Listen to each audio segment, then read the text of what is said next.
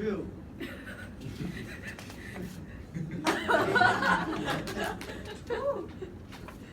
Fairy?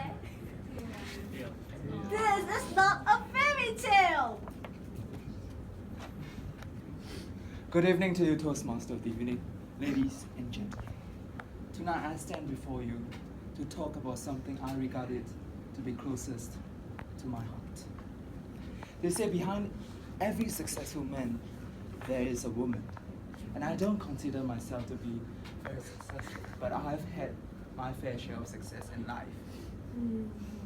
Well, from a fatty bonbon to a fit and a trim boy. From the second last in the cohort to, well, a guy with a pretty decent grades. I'm just going to name this character who has shaped these changes in my life. V. I knew V since primary school. She was pretty, she was cute, and of course she was also a classmate of mine.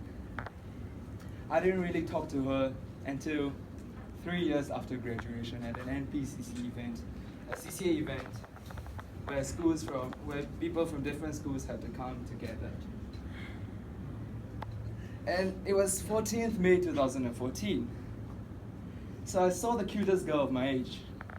So I went over to her and then I said, "Hey, what's up?" You know, I was just trying to catch up with my primary school friend.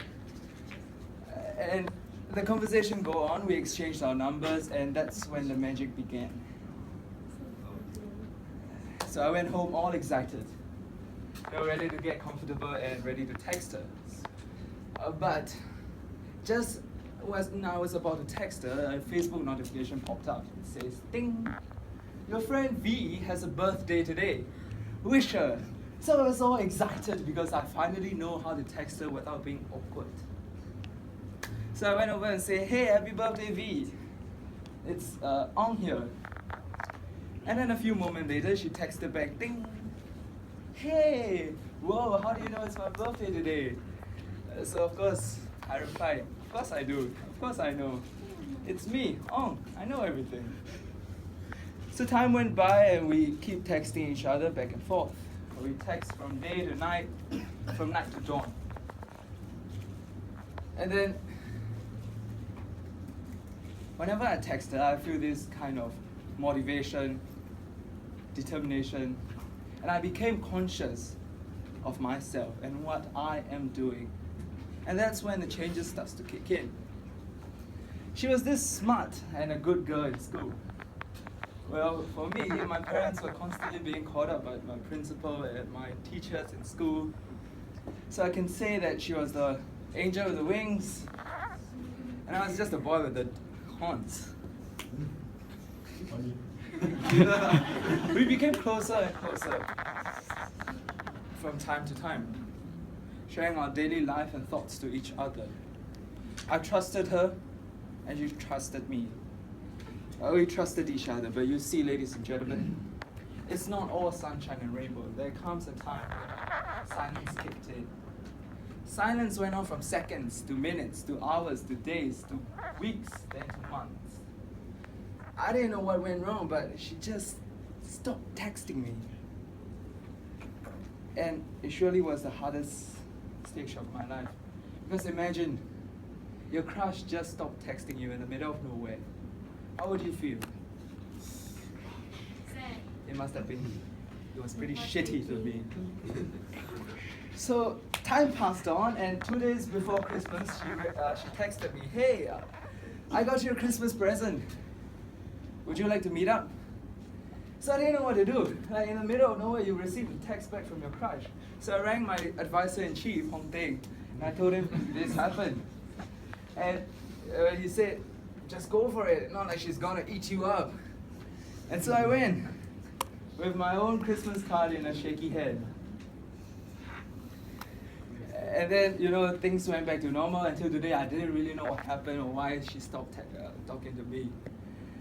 So, but the moment I saw her again, that's when I realized that I was really in love with her. My heart melted and I fell for her again. So, New Year came. in 2015, New Year came and I went on to accomplish a lot of things during that year. Like I said, I was from this fat guy, then suddenly I became thin. Magic happened in 2015. She was surely proud of all my achievements and accomplishments. And I was also proud of my own achievements and accomplishments too.